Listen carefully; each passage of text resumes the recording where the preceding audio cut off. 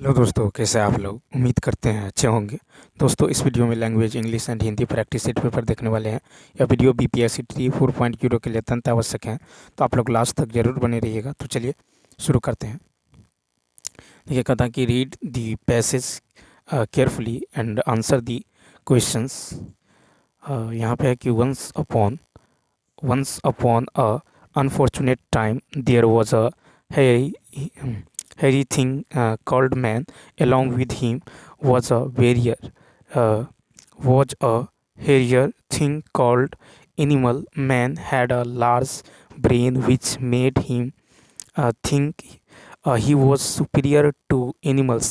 Some men thought they were superior to others. They became leader men said, we have no need to work. We will kill animals to eat. So they did. Man increased, and animals eventually leader man said, there are not enough animal left to eat. We must grow our own food. So man grew food everywhere. Man killed जो है all wildlife. Soon there was none, and all birds were wise. Leader man said, at the last we are free of pests. फिर है uh, numbers increased. The world became crowded with men. They all had to sleep standing up.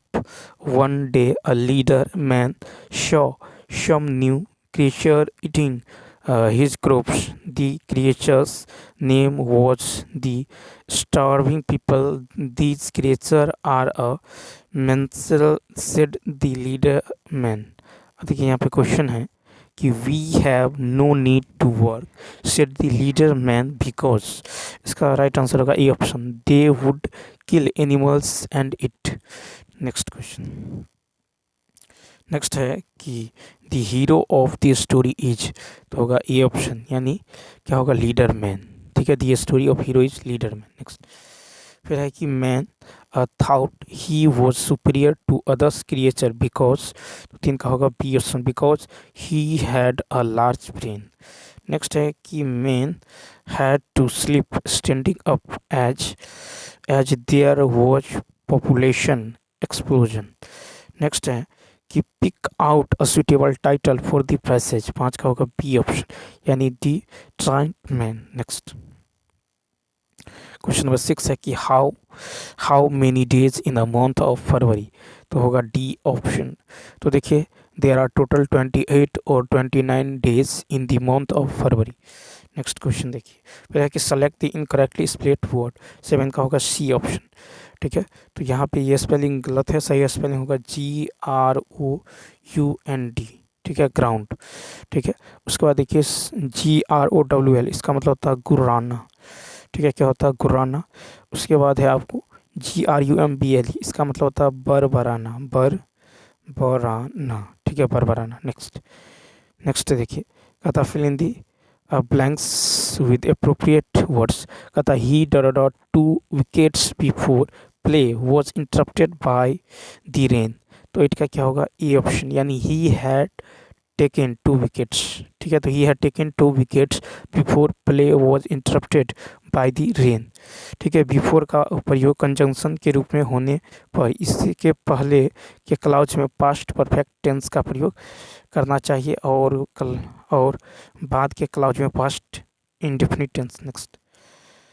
Next देखिए, यहाँ पे passage है कि दुनिया में, ठीक है, दुनिया में संघर्ष और सहयोग दोनों तत्व पाए जाते हैं, लेकिन जहाँ मानवता आई वहाँ मनुष्य संघर्ष के, जहाँ देखिए मानवता आई है वहाँ मनुष्य संघर्ष के तत्व को जैसे हो सके कम करने की कोशिश करता है, और सहयोग और परस्पर उपकारिता को बढ़ाता जाता है। इसी से मानव की मानवता चरितार्थ होती है और दुनिया की प्रगति करती है।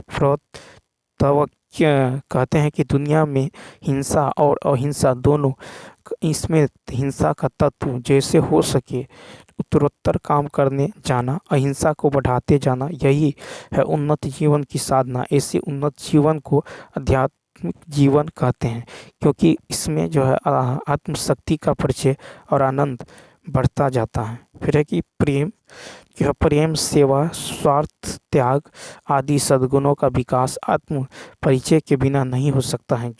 जो लोग आत्मा को पहचानते हैं वही दुनिया से निस्वार्थ प्रेम कर सकते हैं। नेक्स्ट है कि उपयुक्त गद्यांश का उपयुक्त शीर्षक है, तो 9 का ई ऑप्शन आध्यात्मिक जीवन। नेक्स्ट है कि लेखक के अनुसार आत्म परिचय के बिना किन गुणों का विकास नहीं हो सकता, 10 का सी ऑप्शन यानी प्रेम, सेवा और स्वार्थ त्याग का। नेक्स्ट क्वेश्चन देखिए, फिर है कि लेखक के अनुसार उन्नत जीवन की साधना, ए ऑप्शन यानी हिंसा के तत्व का कम होना व अहिंसा के तत्व का बढ़ना। फिर नेक्स्ट है कि लेखक के अनुसार जीवन किसका पर्याय है, तो बी ऑप्शन यानी आध्यात्मिक जीवन का।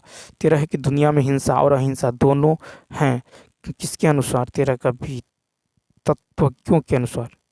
ठीक है, नेक्स्ट देखिए, फिर है कि संस्कृति किसी 2 मंजिल मकान की तरह होती है। पहली मंजिल पर जो है एकदम मूलभूत मगर चिरंतन जीवन मूल्य होते हैं। उसमें परस्पर जो है सहकारी न्याय, सौंदर्य जैसे जो है मूलभूत तत्व आते हैं। ये मूल्य जो है समय से परे होते हैं। मनुष्य के जीवन जो है जीवन की आधारशिला होती हैं। ठीक है, पहली मंजिल पद जो है दूसरी मंजिल का निर्माण किसी समाज की विशिष्ट आवश्यकता के अनुरूप होता है। धार्मिक, ऐतिहासिक परंपरा, आर्थिक लेन देन, स्त्री पुरुष संबंध और पारिस्थितिजन्य अन्य मूल्यों का निर्माण में योगदान होता है। यह अवस्था मूलतः संरचनात्मक होने के कारण तरह तरह के प्रतीत, परंपरा, रूढ़ि, अंधविश्वास का जो जरा सा पिंजरा बनाती है। इससे पहली मंजिल के मूलभूत मूल्यों की उपेक्षा होने लगती है, समाज को भ्रम होने लगता है और दूसरी मंजिल की मूल अवस्था ही अपनी जो सच्ची संस्कृति है। ठीक है, चलिए क्वेश्चन देख लेते हैं। क्वेश्चन है कि परस्पर सहकारी, न्याय तथा सौंदर्य की संस्कृति के मूल तत्व क्यों कहा गया है, तो 14 का ए ऑप्शन, ये समय के साथ नहीं बदलते हैं।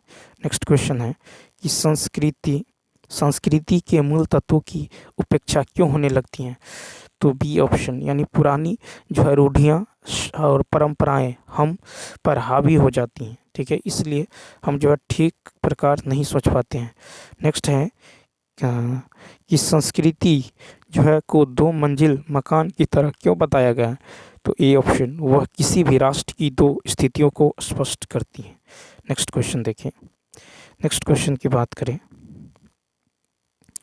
तो नेक्स्ट है कि संस्कृति के पुनर्निर्माण में किसका सहायक जो है कहता है कि सबसे अधिक सहायक कौन हो सकता है, 17 का सी यानी शिक्षा पद्धति में बदलाव। नेक्स्ट क्वेश्चन है कि शिक्षा पद्धति की सफल क्यों नहीं हो पा रही है, तो ए ऑप्शन, वह अमीरों और गरीबों के बीच खाई चोरी कर रही है।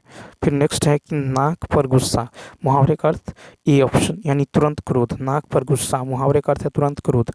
ठीक है, उसके बाद देखिए नाक कट जाना यानी प्रतिष्ठा नष्ट होना, नाक काटना बदनाम होना, नाक में दम करना परेशान करना, नाक तक पानी आना यानी असहाय होना, नाक रगड़ना यानी दीनतापूर्वक प्रार्थना करना, नाक पर सुपारी तोड़ना यानी बहुत तंग करना।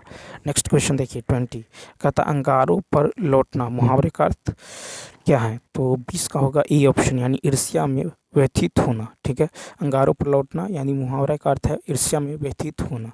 ठीक है, नेक्स्ट क्वेश्चन देखिए 21 है कि सरल वाक्य किस भेद के अंतर्गत आता है, सरल वाक्य किस भेद के अंतर्गत आता है, सी ऑप्शन, तो देखिए यहाँ होगा रचना की दृष्टि से किए गए भेद के अंतर्गत आता है। ठीक है, तो सरल वाक्य रचना की दृष्टि से किए गए भेद के अंतर्गत आता है। रचना के आधार पर वाक्य 3 प्रकार के होते हैं, सरल वाक्य, मिश्र वाक्य, संयुक्त वाक्य। ठीक है, अर्थ के अनुसार जो है अर्थ के आधार पर वाक्य के 8 प्रकार होते हैं, विधिवाचक, निषेधवाचक, आज्ञावाचक, विषम्यवाचक, संदेहवाचक, इच्छावाचक, संकेतवाचक और प्रश्नवाचक। वाक्य। ठीक है, तो सरल वाक्य की बात करें तो रचना के आधार पर आता है। नेक्स्ट, फिर है सामग्री का पुल्लिंग क्या है, तो सी ऑप्शन सम्राट। ठीक है, सामग्री का जो पुल्लिंग शब्द है सम्राट। ठीक है, साम्राज्य का अर्थ होता है एक विशाल राज्य जिसके अधीन अनेक छोटे छोटे राज्य या देश हो। नेक्स्ट, फिर है कि मैंने यह काम कर लेना चाहिए, वाक्य में अशुद्ध अंश है तो इसका ए मैंने। ठीक है, तो यहाँ पे मैंने जो है अशुद्ध है, शुद्ध वाक्य होगा कि मुझे यह काम कर लेना चाहिए। नेक्स्ट क्वेश्चन है कि शुद्ध वाक्य है 24 का, ए ऑप्शन। हमारे शिक्षक प्रश्न करते हैं। 25 नंबर देखिए, 25 है कि निम्नलिखित में से जो है एक पत्थर का पर्यायवाची नहीं है। 25 का सी यानी पसम। ठीक है, तो पत्थर का पर्यायवाची नहीं है, यहाँ पे जो होगा 25 का होगा। ठीक है, पश्चिम। तो देखिए पत्थर का पर्यायवाची है प्रस्तर, उपल, पाहन, पाषाण, ओला। ठीक है, इंद्रोपल आदि। पश्चिम का अर्थ है बहुत बढ़िया और मुलायम ऊन। 26 है कि अवनी का विलोम शब्द। ठीक है, 26 ए ऑप्शन अंबर। तो अवनी का विलोम शब्द क्या है, अंबर है। नेक्स्ट क्वेश्चन देखिए, नेक्स्ट है कि अब जो है पढ़कर क्या होगा, इस वाक्य में कौन सी क्रिया है। 27 का बी पूर्वकालिक क्रिया। अब पढ़कर क्या होगा में पूर्वकालिक क्रिया है, किसी पूर्व क्रिया के पहले आने वाले अन्य क्रिया को पूर्वकालिक क्रिया कहते हैं। ठीक है, अब पढ़कर क्या होगा, पूर्वकालिक क्रिया। नेक्स्ट, फिर है देखिए यहाँ पे कहता है कि संपन्नता का विलोम शब्द। ठीक है, संपन्नता का विलोम ए ऑप्शन निर्धनता। ठीक है, तो संपन्नता का विलोम होगा निर्धनता। नेक्स्ट, 29 नंबर है, कहता है कि कौन अज्ञानी का पर्याय नहीं है। अज्ञानी का सी ऑप्शन भिज्ञ। तो अज्ञानी का पर्याय भिज्ञ नहीं है, अज्ञानी का जो है पर्याय अज्ञ, मूर्ख, अनभिज्ञ आदि है। 30 नंबर है कि जैसा काम वैसा दाम में जैसा जो है किस व्याकरणात्मक। ठीक है, कोटि का है, तो 30 का होगा सी ऑप्शन विशेषण। तो देखिए जैसा जो है विशेषण व्याकरणात्मक कोटि का शब्द है, तो जिस शब्द से संज्ञा या सर्वनाम का बोध हो उसे विशेषण कहा जाता है। तो चलिए दोस्तों, इस वीडियो में इतना ही, मिलते हैं नेक्स्ट वीडियो। Thanks for